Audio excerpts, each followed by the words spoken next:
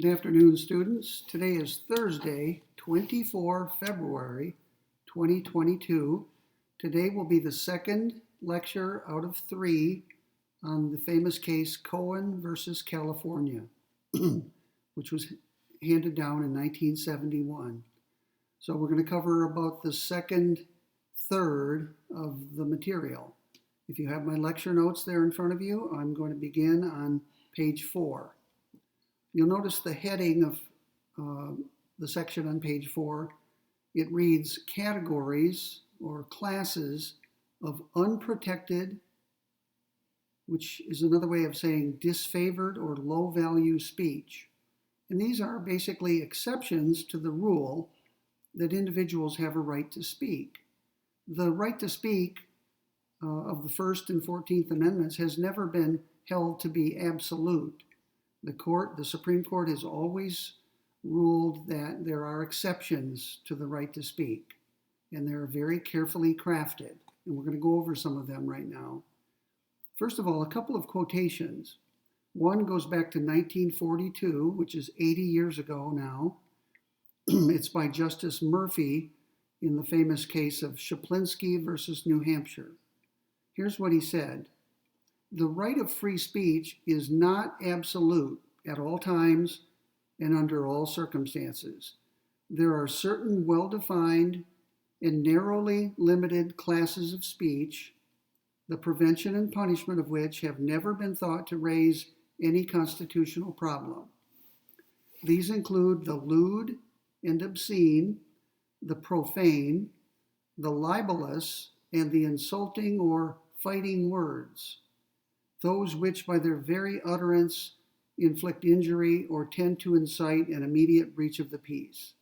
So there, as of 80 years ago, you have a Supreme Court justice saying the right to speak is not absolute. There are well-recognized exceptions to the rule. So you could say that the right to speak is prima facie. It's a right that exists unless and until it can be shown that your speech falls into one of these categories. And if it does fall into one of these unprotected categories, then a state such as Texas may, if it chooses, prohibit and punish your speech. And that would not be a constitutional violation if it were to do so. Now here's a quotation from only 19 years ago. It's from Justice Sandra Day O'Connor. She wrote the following in the case of Virginia versus Black. She said, the protections afforded by the First Amendment are not absolute. And we referring to the court, we have long recognized that the government may regulate certain categories of expression consistent with the Constitution. So notice she used the same words as Justice Murphy, not absolute. Both of them are saying the same thing, that the right to speak is prima facie only. There are exceptions to the rule that says that people can say whatever they wish. Notice in my lecture notes, the next bullet point, is that governments, such as the state of Texas, governments may, but need not, ban these types of speech. So if the state of Texas wants to prohibit and punish obscene speech, it may do so without running afoul of the U.S. Constitution. But the state of Texas may choose not to. The state of Texas may allow obscene speech. It's entirely up to the state whether to ban these types of speech. Now, the state of Texas has indeed banned obscene speech, but it could always repeal that provision if it wanted to. So here are some of the recognized exceptions, and certainly all of the main ones. The first is public safety. You may have heard it said that you have no right under the law to yell fire in a crowded theater. And of course, that refers to a situation where there really is no fire. If there really is a fire, then yelling fire may be a way to save lives. So the expression refers to a situation where there's no fire, but someone as a prank yells fire. that person could be prosecuted and punished for doing so on the grounds of public safety. And that's not, of course, not the only example. Public safety would encompass lots of different types of speech besides yelling fire in a crowded theater. The next exception to the rule has to do with incitement of imminent lawless action. This was once called the clear and present danger test, but now it typically is referred to as incitement of imminent and lawless action. Now let me quote from a famous case, Brandenburg versus Ohio, which was handed down by the court in 1969. That's a little over half a century ago. Here's what the court wrote. The constitutional guarantees of free speech and free press do not permit a state to forbid or proscribe advocacy of the use of force or of law violation, except, now here's the exception to that rule, except where such advocacy is directed to inciting or producing imminent lawless action, and, don't forget the second part, and it is likely to incite or produce such action. So this is the incitement test. You have no legal right to incite other people to break the law. And that has to be narrowly defined. The advocacy must be directed to inciting or producing imminent lawless action. That means right now, at the time you speak, you, for example, stand up in a public place where a crowd has gathered and you say, let's go burn down that courthouse. That would be inciting people who are present with you to commit a lawless act, to break the law. Now, would the same result obtain if you said something on Facebook or Twitter or in some other social media platform? Well, it's unlikely that saying something on Facebook would incite people to act imminently. I had to choose my words wisely there. In other words, saying something in writing on a social media platform is relevantly different from saying something orally to a crowd of people who have gathered in front of you and who are riled up. So this exception to the rule applies in cases where the people you're inciting are there present with you and your speech is likely to motivate them to break the law. So it may sound as though this exception is very broad, but in fact it's been applied quite narrowly by the court. It applies only in cases where the incitement is imminent and where, as a matter of fact, it is likely to cause lawless action. So this is called the incitement exception to the rule. You have no right under the law to incite people to break the law. Okay, the next exception is sometimes confused with the one I just went over. It's called fighting words, the so-called fighting words doctrine. Here is a quotation from Shaplinsky versus New Hampshire, a case decided in 1942, the same one I quoted Justice Murphy from earlier today. A state may prohibit and punish, quote, the use in a public place of words likely to cause a breach of the peace. In that case, the Shaplinsky case, someone said to another, in the presence of another person, in that person's face, if you will, the person called that person a damned racketeer and a damned fascist. And the court ruled that those expressions were likely to provoke the average person to retaliation and thereby cause a breach of the peace. So once again, this exception applies to face-to-face encounters. It would not apply to posting something on a blog or on a social media platform, right? You might make people mad by calling people damned racketeers on Facebook, but you're not likely to produce a breach of the peace. The person isn't going to punch you in the face in response, causing a fight. And when two people start fighting, often other people who are on the scene get involved, and pretty soon you could have a fracas, right? A brawl involving multiple people.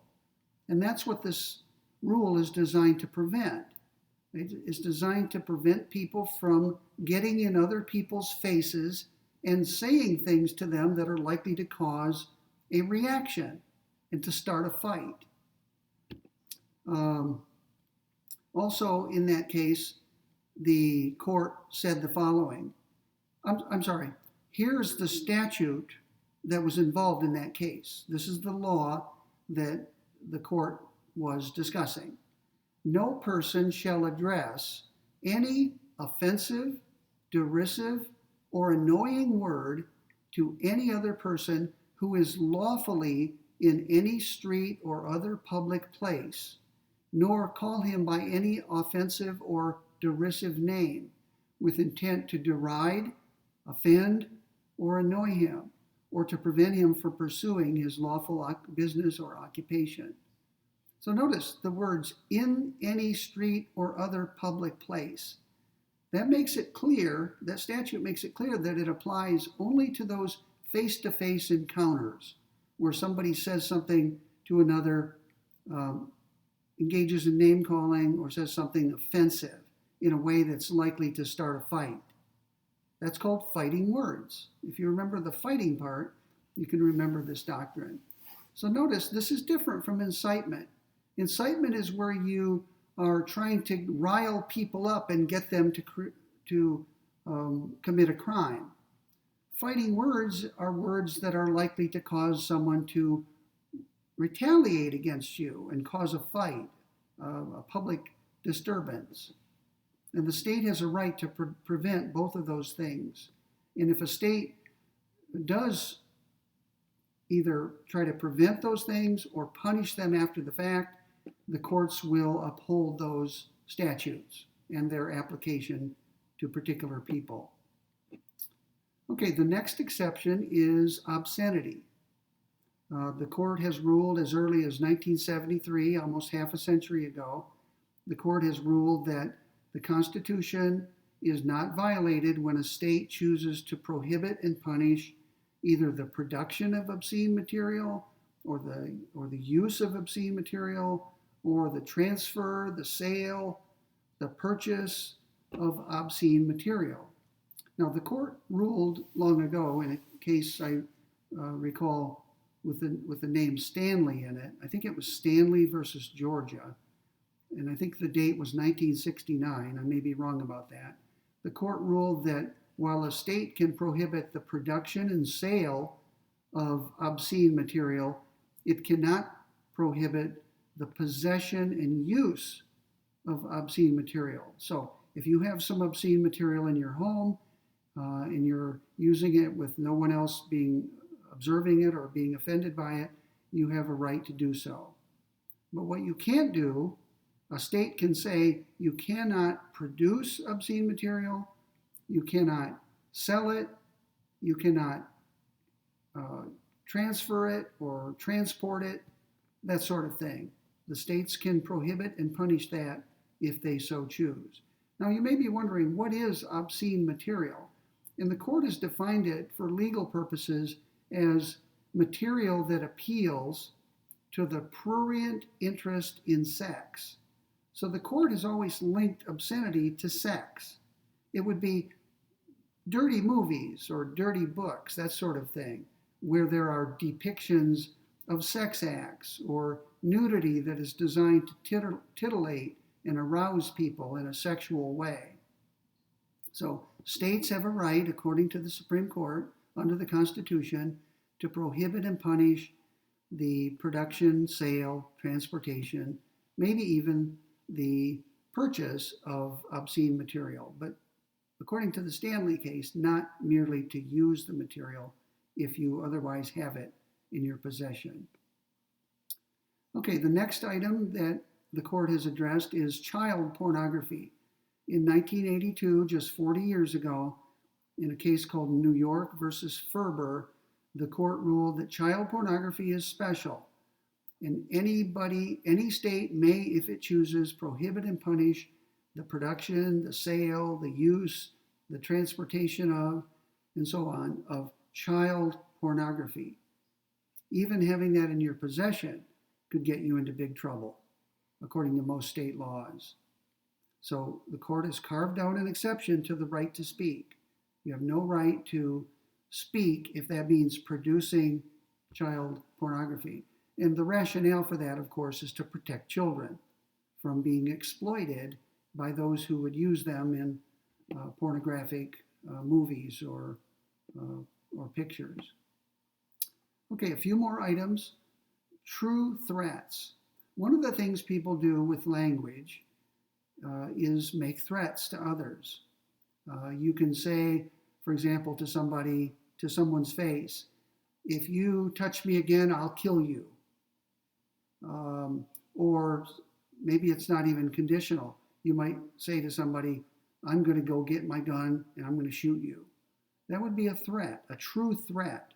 And the court has ruled as early as 1969 that states can prohibit and punish threats like that. And you cannot defend. What if you were charged with threatening someone under a state law, and at your trial you offered as your defense the First and 14th Amendments? You could say, well, I was only expressing myself. I have a right to speak. And when I made that threat, I was speaking. The court would reject that. Why? Because the Supreme Court has ruled that the First Amendment and 14th Amendment right to speak does not cover true threats. So you couldn't use that to defend yourself in a trial. Here's what the court said in that case of Watts versus United States. The court said, quote, the First Amendment permits a state to ban a true threat.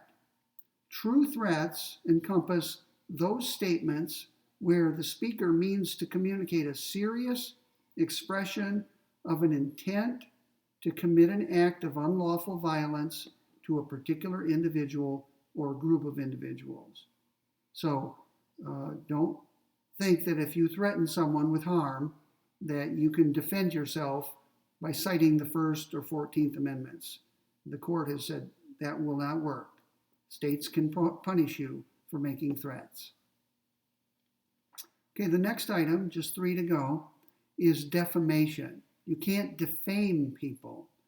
Now, defamation is an umbrella term. It has 2 main types, libel and slander. So you cannot, the difference between them is libel is written defamation and slander is oral defamation, where you speak it. So if you defame somebody in writing, in a book or article or on a website, you can be sued and you can be held by a court liable for damages to pay the person you defamed. And the same is true if you said something about somebody.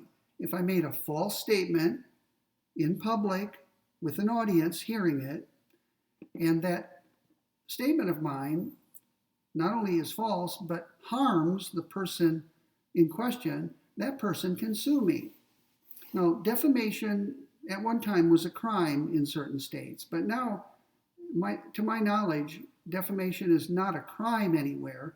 It's a tort, and a tort means a civil wrong.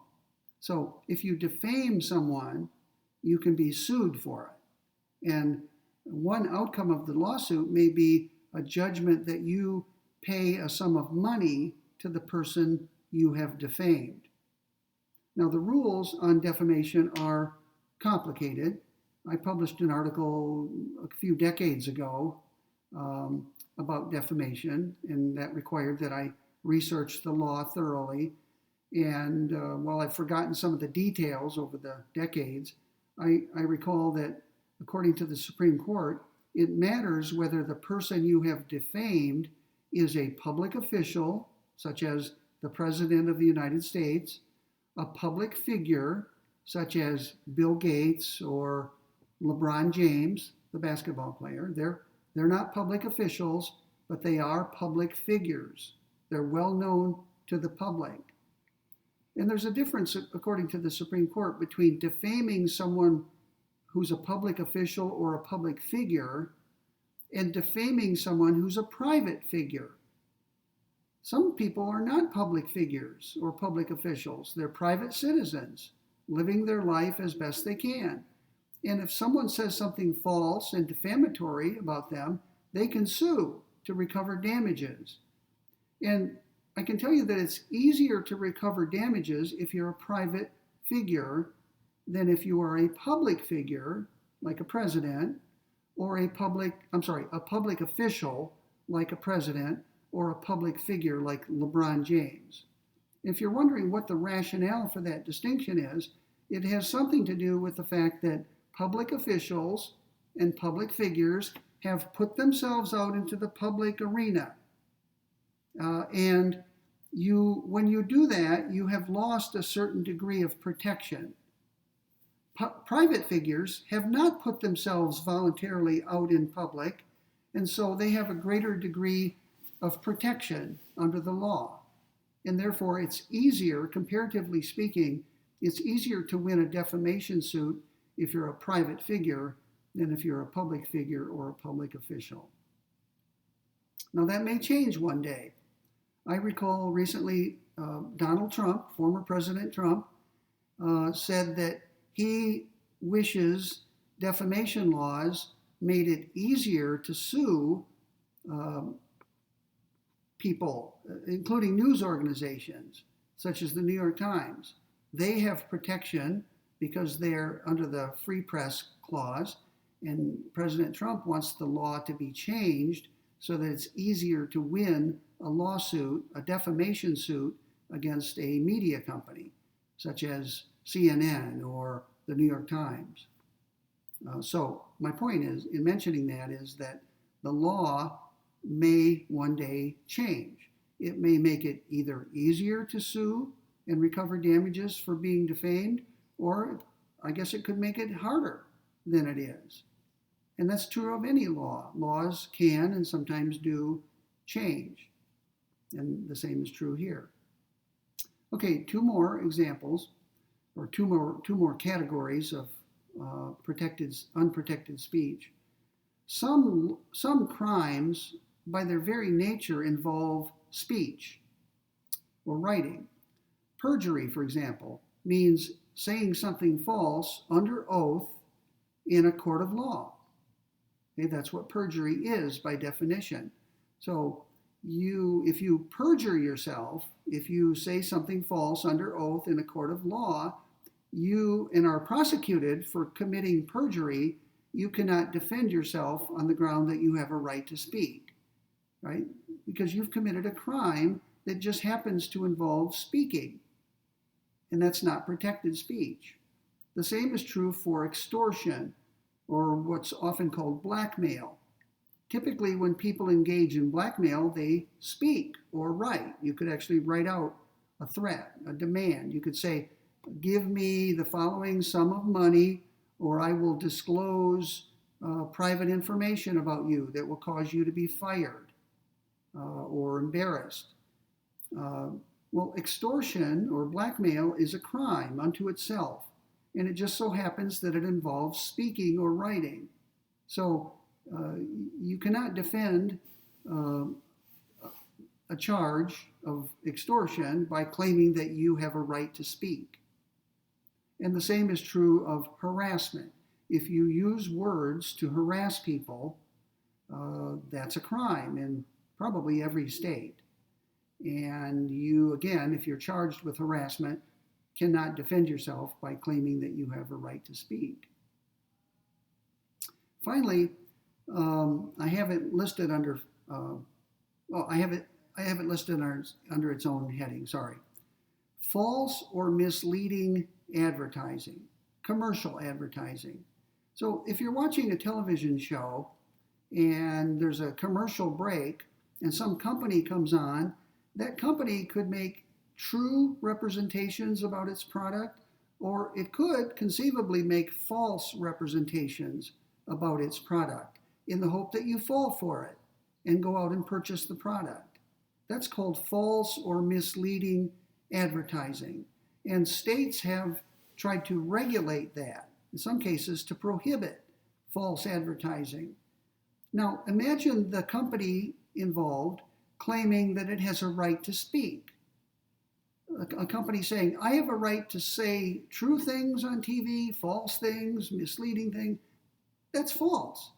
Nobody, no company or individual has a right to go on the airwaves and make false or misleading claims. And if a company which did so is sued or prosecuted by the state, that company could not defend itself by claiming a First Amendment right to speak. Commercial speech, as it's called, is considered low-value speech. It doesn't have zero value. It has some value, but not as much as political speech. Political speech is protected by law to a much greater degree than commercial speech, which is not to say that commercial speech gets no protection under the law. It does, just not as much. It's considered, again, low-value speech. It's not unprotected, but it's protected to a lesser degree, you might say. Okay, now before we move on to the next section of my notes, I want to talk a little bit about what is called hate speech. You've probably heard that term, hate speech. Hate speech, first of all, let's define it. The two law professors we discussed 2 days ago, Stone and Volok, in their article, which I have posted for you on Canvas, they say that hate speech is, quote, bigoted speech about particular races, religions, sexual orientations, and the like. So they've given 3 examples of hate speech, and then they've put in and the like, because there may be other types of hate speech besides those. Well, hate speech, they say, is protected by the First Amendment. You may not have known that. You may have thought that someone who is engaged in hate speech may be prosecuted and punished for it. That's not true.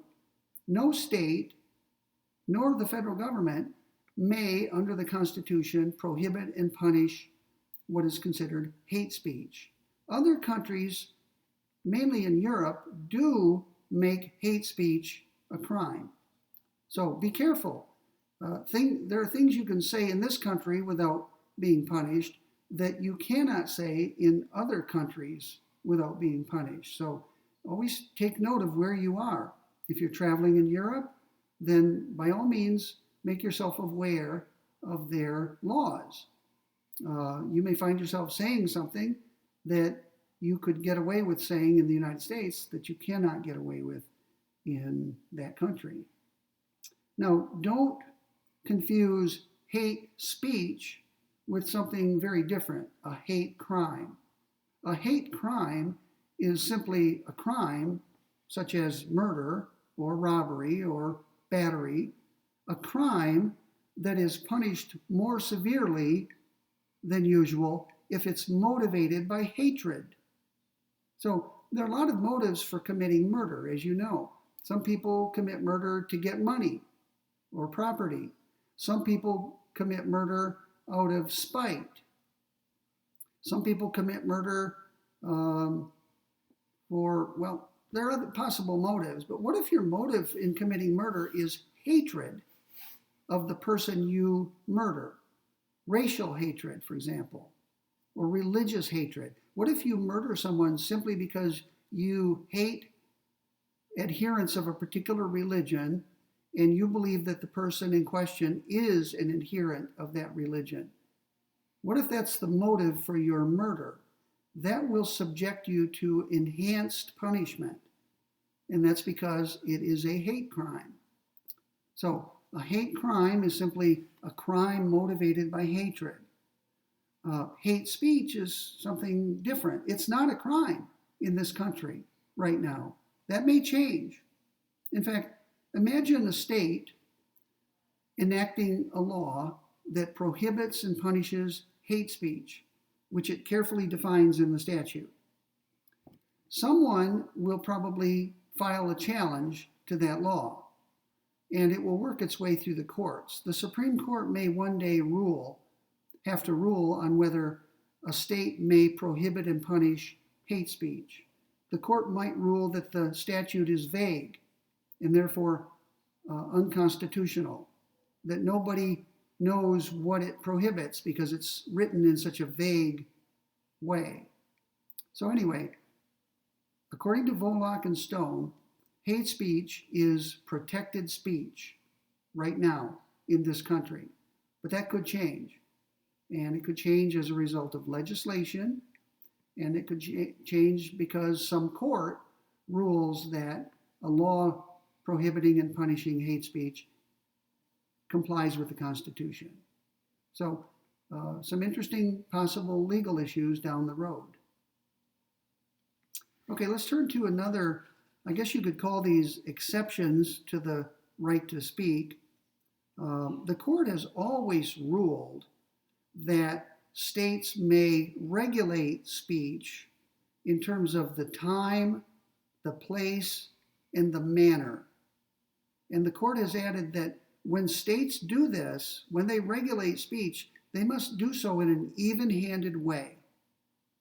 You must do it in a neutral way. You can't single out people's speech because it's disfavored, or because the authorities don't like it, or because the authorities are offended by it. Now, what do I have in mind? What are these time, place, and manner regulations? Well, here is a quotation from my Handbook on Constitutional Law, which was published in 1978. It's something I purchased before I began law school, and I still have it. Regulations must be implemented without regard to the content of the speech. Otherwise, the state can cloak restrictions on speech itself in the guise of regulations of the mode of speech, or the place, the streets, the parks, public buildings, which is used for the speech. So a state or municipality, remember, cities and townships and counties are subdivisions of a state, such as Texas, and they are therefore subject to the same restrictions as the state of Texas would be subject to. So let me use the example of a municipality. Suppose the city of Arlington required that in order for groups to parade on public streets, they must first apply for and receive a permit. They must be permitted, they must get the permission of the municipality before they gather and march on the public street. Now, the permit could be granted or denied. If a group applied for a permit to parade or march, the authorities would examine the permit, and they could either say, thumbs up, we approve your petition, your application, or thumbs down. No, you do not have permission to parade or march on our streets. Now, the state can have a requirement like that, but the state can't use the content of the speech to say yes or no. It has to be neutral. So if a state is willing to allow a pro-abortion or pro-choice group to march, it has to also allow a pro-life or anti-abortion group to march. The state or municipality can't take sides. If one group gets to march, so does the other group. The requirement is each group has to apply for a permit and submit to all the requirements for the application, and the decision about whether to allow the parade must be made in a neutral way. It can't be based on the content of what is going to be expressed during the parade. either pro-choice or pro-life, to use common labels. So municipalities or public entities can regulate the time at which speech occurs, the place at which speech occurs, and the manner in which speech occurs. A state or a city could, for example, prohibit the use of bullhorns during a parade or gathering. Why? Because that would be bothersome to local residents who may have nothing to do with the gathering and may not want to be troubled with it or bothered by the noise. So a state can prohibit the use of bullhorns in public places, which would be a nuisance. The state can prohibit and punish blaring trucks. Imagine a truck driving through the city streets with blaring sounds, pro-choice or pro-life or whatever the topic may be, or advertising. These are permitted regulations. What about banners? What if somebody put a big banner on an overpass, on I-30, on one of the overpasses? The municipality might deem that that banner is a distraction to drivers and therefore a risk to public safety. So the rule may be no banners allowed over interstates on these overpasses. And what the requirement is that in deciding whether to allow or not allow a banner of a certain size in a certain place, the municipality cannot take into account the content of what is being said on the banner. Now, if something obscene is on the banner, that would fall under its own exception. Right? The court has ruled, as I said earlier today, that obscene speech may be prohibited and punished. So if someone put up on a billboard or a banner overlooking a freeway a depiction of a couple engaged in a sex act, any state or municipality could ban that and punish that. And it would be on the ground that it's obscene. Okay, so a state doesn't have to be neutral about obscene speech. That's my point. It's already allowed to be prohibited and punished. Now, UTA, as you know, is a public university, and as such, it is bound by the First and 14th Amendments. Now, this doesn't mean that anybody who happens to be on campus may say anything to anyone in any way, shape, or form. Once again, the university may have reasonable time, place, and manner restrictions. Those kinds of regulations are allowed under the Constitution. So, a university could theoretically limit free speech to a particular part of campus. And UTA has traditionally had a so-called free speech area, and I believe it's part of the area in front of the library. So groups who have a message to convey can apply for a permit. I think that's how it works. Apply for a permit from UTA to speak at a certain place, at the free speech area at a certain time. And you may, as part of your permit, you may get permission to put up tables or tents or something like that. You may even be allowed to use bullhorns as long as they're not over a certain decibel level. Now, if UTA said that certain types of speech may not be allowed on the free speech area, that could get UTA into trouble. What if UTA allowed a pro-choice rally in front of the library in this free speech area, but turned down a group which wanted to have the same sort of rally for a pro-life cause? That would be viewpoint discrimination. That's not neutral. So once UTA opens up a free speech area, they have to allow all comers into that area. They can't discriminate and say, you can't speak here, but you can to some other group. Again, There are other exceptions. No group would be allowed by UTA to have obscene materials in that free speech area because that's already a recognized exception to the First and 14th Amendment right to speak. Right?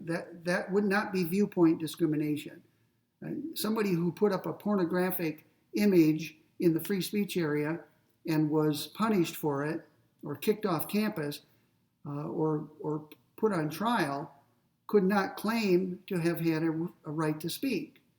The reply to that would be nobody anywhere has a right to display obscene materials, such as the pornographic images that you displayed.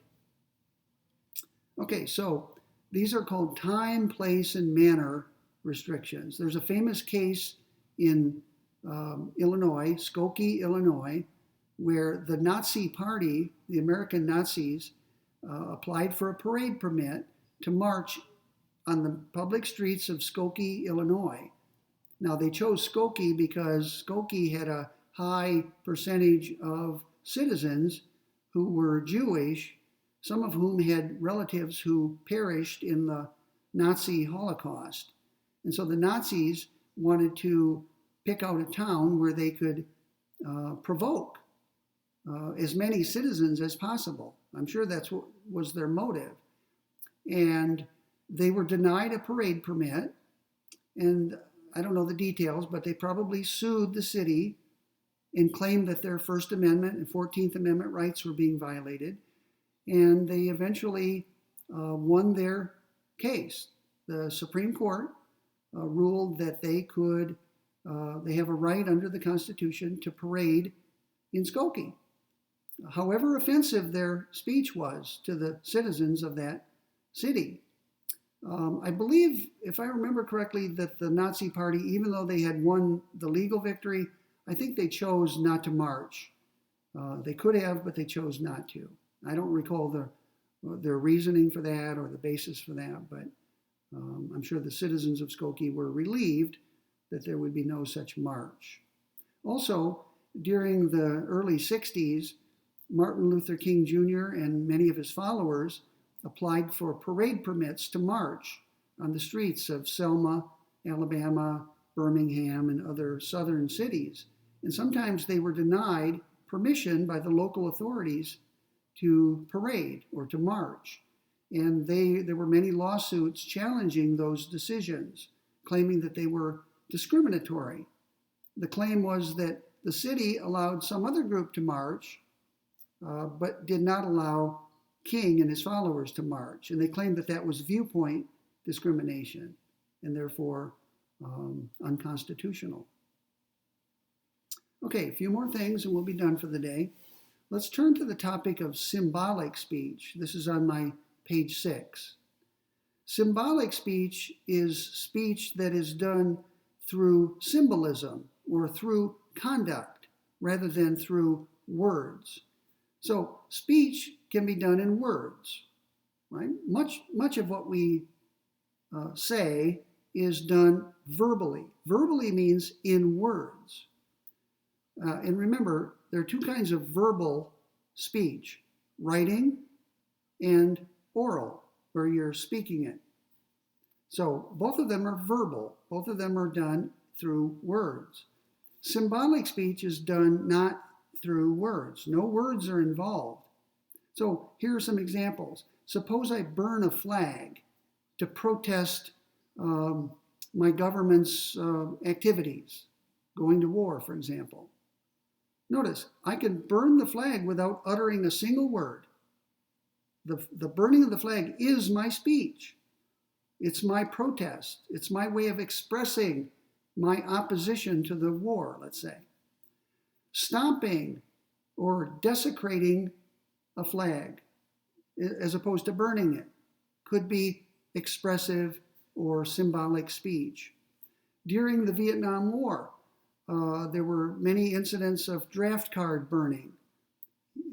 Every young man of a certain age had to get a draft card. You have to go to the draft registration office and fill out a form, and you would then receive a draft card.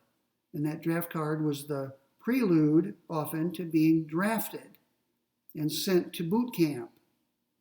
Many young men chose to burn their draft cards in a very public way, right? Maybe it was even filmed and recorded in some way or photographed. Now, you can burn your draft card. I've got a lighter in this hand, let's say, holding the draft card. I can burn my draft card without uttering a single word. But I'm speaking. I'm expressing my views when I do so. I'm expressing my opposition, again, to a war or to the draft. Some people, instead of burning their draft cards, publicly tore them up. Other forms of symbolic speech are burning a cross or wearing an armband. There's a famous case of students in a school, I believe it was in Iowa, Tinker versus Iowa maybe. Students wore a black armband to protest, I think again it was the Vietnam War. And they were punished for that by the school district. They were expelled. And they claimed through their attorney that they had a First Amendment right to express their views by wearing a black armband. They said they were not disrupting class. They weren't uttering a single word, but they had a black armband that was visible. And it was understood to be a protest. So the Supreme Court has ruled that many of these forms of symbolic speech are protected under the First and 14th Amendments. Now, I have in my notes the following query. A query is just a question that arises during the course of a discussion. Suppose a woman goes topless or nude to protest lewdness or public nudity statutes, or to make a statement about the joys of nudity or nudism. Would the court protect her behavior as symbolic speech? Now, there have been some cases on this question, and I believe no case has to date ruled that that would be protected symbolic speech. So if a state or municipality arrested a woman for exposing her breasts or going naked, if she were prosecuted for lewdness or public nudity, she would claim, I'm sure at her trial, that she has a First Amendment or 14th Amendment right to express herself or express her opposition to those laws that are being applied to her, or simply to express her attitude toward nudity or nudism. To my knowledge, no court has bought that argument yet. I've tracked down a few cases. I don't have them here with me, but I've read them, and they all conclude that that would not be protected speech. But maybe one day that'll change.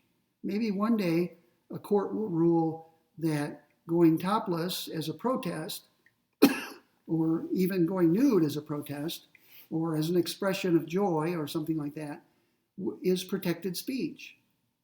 And I guess people would just have to get used to seeing nudity in public places and would accept it as a cost of a free society. And after all, you can always avert your eyes if you see a naked woman at an intersection or something, or out on a sidewalk. You can avert your eyes and avoid being offended by it. So maybe one day a court will rule that that is protected symbolic speech. So up till now, we've looked at a number of exceptions to the rule that people have a right to speak. We might want to say at this point that there's a presumption in favor of speech, in favor of freedom to speak. But presumptions by their nature are rebuttable. They can be rebutted. So you can think of those categories of unprotected speech as rebuttals to someone's claim that the speech in question is protected, or that one has a right to speak in that way. You see what I'm saying? So the right to speak can be rebutted. There are exceptions to the rule, and we've looked at a number of them today. All right, so be prepared to be questioned on the exam on some of those exceptions. Let's turn now, in the remainder of our lecture for today, let's turn to the case. We finally have gotten to Cohen versus California. And we're going to come back as we go through this case the rest of today and next week. We will come back from time to time to some of the things that we've talked about already, like the unprotected speech or fighting words. When Cohen, the young man involved in this case, when he wore that jacket that said F the draft, remember that word was spelled out. I'm not saying the word, but you know what I'm talking about. F the draft. Was that a case of fighting words? Because if it was, then it would be unprotected, and he could be prosecuted and punished for wearing that jacket. So he had to have claimed, in order to prevail in his case, he had to have claimed that his case does not fall under the fighting words doctrine, that he was not engaged in provoking people to fight. And you'll see, so we'll come back to that and talk about that in due course. So what are the basic facts of this case? Now, you can read the facts of the case on page 16 of the opinion. Okay? The opinion starts on page 15, and the court has an indented paragraph right here in which it sets out the basic facts of the case. So why don't we read this together? We'll just get started with the court's recitation of the facts, at least the relevant facts. On April 26, 1968, which is what, 54 years ago, almost to the day. 54 years ago, on April 26, 1968, the defendant, and that defendant is, what's his name, Paul Robert, or Robert Paul?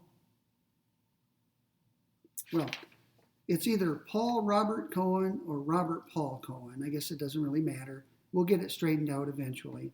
But anyway, Cohen, I'll call him, was observed in the Los Angeles County Courthouse in the corridor outside of Division 20 of the Municipal Court, wearing a jacket bearing the words F the draft. And again, I'm not going to utter the word. There's no reason to.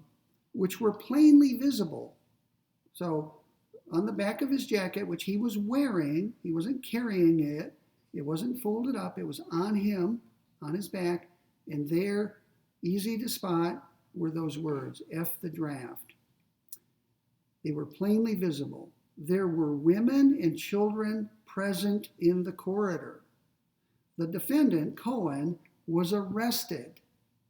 The defendant testified at his trial that he wore the jacket knowing that the words were on the jacket as a means of informing the public of the depth of his feelings against the Vietnam War and the draft. Now, there's a little bit more. Let's read the rest of it. The defendant did not engage in, nor threaten to engage in, nor did anyone, as the result of his conduct, in fact commit or threaten to commit any act of violence. So this isn't a case about any violence or altercation or disruption or provocation, anything like that. Nothing happened. The defendant did not make any loud or unusual noise, nor was there any evidence that he uttered any sound prior to his arrest. He didn't say a word. In fact, he didn't make any sound at all, verbal or not. So those are the basic facts. Oh, I can see in my notes, it's Paul Robert Cohen. I'll just call him Cohen from now on. So Cohen was arrested. He was tried.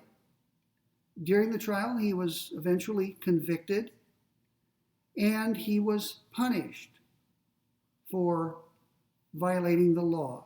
Here is the statute under which he was convicted. Now, it's a hodgepodge. When I get done reading it, your head will be swimming because there's so much packed into it. So many things are listed that are illegal. You wonder, who drafted this? Why would the California legislature not go through and have separate prohibitions for each of these things? Some of them don't even seem to go together. They don't even have a common rationale. So I call it a hodgepodge.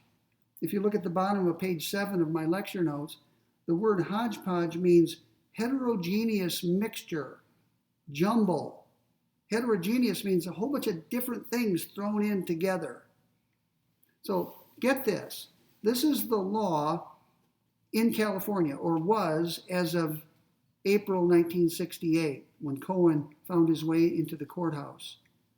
Every person who maliciously, and then I put in brackets, that is with ill will or bad intent, and willfully, which I wrote in, i.e. voluntarily, every person who maliciously and willfully disturbs the peace or quiet of any neighborhood or person by loud or unusual noise, or by tumultuous or offensive conduct, or threatening, traducing, quarreling, challenging to fight, or fighting, or who on the public streets of any unincorporated town, or upon the public highways in such unincorporated town, run any horse race, either for a wager or for amusement, or fire any gun or pistol in such unincorporated town,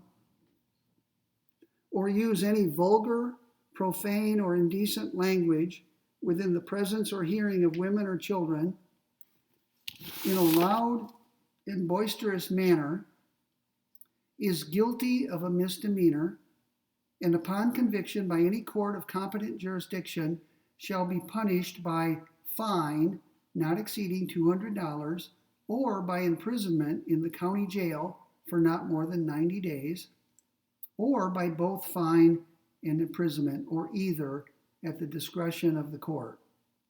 Wow. When you read that, again, your head is spinning or swimming. So many things. Horse racing on a public street, shooting a gun off. It almost sounds like this was written during, let's say, the mid 1800s, at a time when there was a sheriff in the town, and the sheriff was given broad authority to nip in the bud any kind of outbreak of violence or fighting. Right? So it's designed to keep the peace and keep things stable and orderly. Right? No horse racing in town, no shooting off your guns in the city limits, and so on. No offensive speech or conduct, no threatening, quarreling, challenging people to fight, or fighting. So it's a very interesting statute. I think it had probably been on the books for many, many decades by the time Cohen ran afoul of it. Okay, I put in a footnote on page 6 the definition of the word traduce, in case you've never heard that word and don't know what it means. Now, what is the punishment? If you do any of these things that are specified in the statute, you have committed a misdemeanor. Not a felony, but only a misdemeanor. And the punishment is less for a misdemeanor than it would be for a felony. But still, it's punishment. You could get as much as a fine of $200 and 90 days imprisonment. Now that's 3 months. So if you violate this statute, you subject yourself to the risk of spending 3 months of your life behind bars in a jail or prison, and also having to pay a fine of $200. Now, the fine of $200 might not bother you very much, but 3 months in prison, I think, would bother almost everybody. Who wants to spend 3 months behind bars with your liberty taken away from you? Now, what was Cohen's actual sentence? The judge had discretion. The judge sentenced him to 30 days imprisonment and apparently no fine at all. So poor Cohen, by wearing this jacket into the courtroom, that day, ended up spending 30 days of his life in jail. But one way to look at it is it could have been a lot worse. 90 days plus a fine. Okay, so I have now gone over the facts with you of the case, the basic facts, and we have read the statute together under which he was prosecuted and convicted. Let's now look at what happened after that. Cohen, after being convicted, appealed. He appealed to the Court of Appeal of California. So he's still in the state court system. And the Court of Appeal affirmed his conviction. I don't know what the basis was. I think he argued from the very beginning that his free speech rights were being violated. But the Court of Appeal disagreed. The Court of Appeal said, no, they're not violated. The statute is constitutional, and you were duly convicted under that constitutional statute. So he's lost at the trial court, and now he's lost at the first level of the appellate court. He then appealed to the next highest appellate court, which is the California Supreme Court. And unfortunately for Cohen, the California Supreme Court declined to review the case. So he's a three-time loser. Notice, he's exhausted all of his options in the state court system. He's gone to the highest court in the state of California, and he lost. Well, he didn't lose, but the court said, we're not going to hear it. So he has nowhere else to go. Right? He has no other remedy except this. Because he argued from the very beginning that his federal constitutional rights were violated by this statute and his conviction under it, he was allowed to appeal to the federal court system. And he, through his attorney, the famous attorney Melville Nimmer, who was a law professor at UCLA Law School, Melville Nimmer took his case and appealed to the United States Supreme Court. Now, ordinarily, if you lose in a state court, court, you cannot appeal directly to the federal judiciary, including the Supreme Court. But if you've exhausted all of your state court remedies, and if in your trial you made a federal constitutional claim, which Cohen did, you at least have the opportunity to petition the Supreme Court of the United States to review your case. And the court did accept the case. Not all of the justices on the Supreme Court were happy with that. Some of them wished this case had never been accepted for review because they didn't want this to become a precedent. They thought this was a dirty and disgusting case, and they didn't want anything to do with it. But enough of the justices agreed to hear it to allow it to be heard.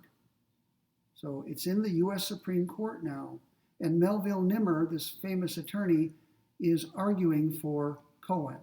He probably did it pro bono. You know what that means? It means free. Melville Nimmer probably took this case and handled it without charging Cohen. He did it because he believed in the case. He believed in individual liberty and the right to speak.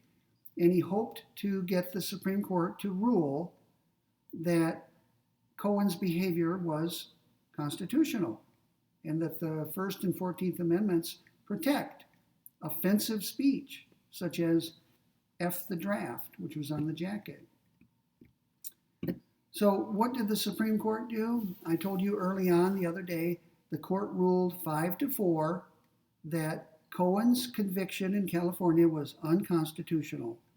The Supreme Court of the United States ruled that Cohen, like everyone else in this country, has a First and 14th Amendment right to speak, to utter offensive phrases or offensive words, and Cohen's speech fell within that broad category, and therefore he did nothing legally wrong. And now if he spent any time in jail, and I don't know whether he did, you can't give that back to him. But if his jail term had been suspended pending the outcome of the case, then once the Supreme Court ruled, Cohen's sentence would have been annulled, and he would not have had to spend any time at all behind bars. And that's probably what happened. He probably didn't spend a day in jail because the case was always pending in the court system. The case was argued on the 22nd of February, 1971, which is 51 years ago, almost to the day. And the court decided the case just 4 months later, on the 7th of June, 1971. And you can see that on the first page. You can see right up here underneath the title of the case, it says, argued February 22nd, 1971, decided June 7th, 1971. Now, there's a significant lag between the time Cohen walked into the courtroom and got arrested and the time the case was decided. Cohen was arrested in April 1968. This case was handed down by the court in June 1971. So more than 3 years elapsed between the arrest and the ruling. And that shows you how the wheels of justice sometimes grind very slowly. And once again, I assume that Cohen was free to live his life during this whole 3-year period. I suspect he didn't spend even one day behind bars, although he was technically a convicted criminal up until the day the Supreme Court struck down his conviction. So I put a box on page 7 to show you the chronology, partly so I could keep it straight in my mind. The first thing that happened was Cohen was convicted of violating the statute that I read to you in the Los Angeles Municipal Court, which is a California trial court. Secondly, he appealed through his attorney, and I'm not sure that Melville Nimmer was his attorney at this point. I think he came on later. But anyway, I'm sure he had an attorney. The Court of Appeal of California affirmed his conviction, so he lost again. Third, upon appeal to the California Supreme Court, his review was declined. His petition was declined. So now he's a 3-time loser. Melville Nimmer comes aboard, appeals to the U.S. Supreme Court. The court accepts the case, and after oral arguments and briefing, the court ruled in behalf of Cohen. So Nimmer won the case for Cohen. The conviction was reversed. By the way, before I forget, I tracked down a nice black and white picture of the Supreme Court at the time of this case. And I wrote the names of the justices above their heads. So I don't know whether you can read them. If I hold it up very close to the screen, maybe you can see the names. But these are the justices. Justice John Marshall Harlan, he's the man at the far left in the picture, way over here by my thumb. And then Justice Thurgood Marshall, Hugo Black, whom I've mentioned already, Potter Stewart, Warren Burger, who was the Chief Justice at the time, Byron Whizzer White, William O. Douglas, Harry Blackmun, and William Brennan. So that was the makeup of the court. These are the 9 justices who heard this case. Okay? And when we meet again, Tuesday next week, we will complete our discussion of this case. It will be the 3rd day of 3. We have a little bit on page 7 of my notes, all of page 8, all of page 9, all of page 10. There's just a little bit on page 11. So you might say that we have 1, 2, 3, 4, 5 pages to cover. I think we can do it. We have an hour and 20 minutes. I think we'll get through it. And when the exam comes along, I will try to be reasonable. I know we will have covered a lot of ground, but I expect you to study well, long and hard and well, and I'll try to be reasonable in the questions I ask of you. Now, I'm gonna send an email around to all of you, probably later today, and I'm going to talk a little bit about how we're going to proceed the remainder of this semester. So rather than talk about it now, I'm going to send an email to all of you laying out my plan. So be patient. You're going to get this video posted later today and probably also my email to you. So have a great day. Have a nice weekend. Stay safe. I know the streets are icy. I was out walking my dogs today, and the overpass on a bridge we walked over was very slick. Everything else seemed to be okay, but if you're driving or even walking any kind of overpass or bridge, you need to be very careful. That's where accidents happen. But I'm sure you know that, right? You've been in Texas probably for some time. Okay, I'm going to pause now and shut this down, and I'll see you next week.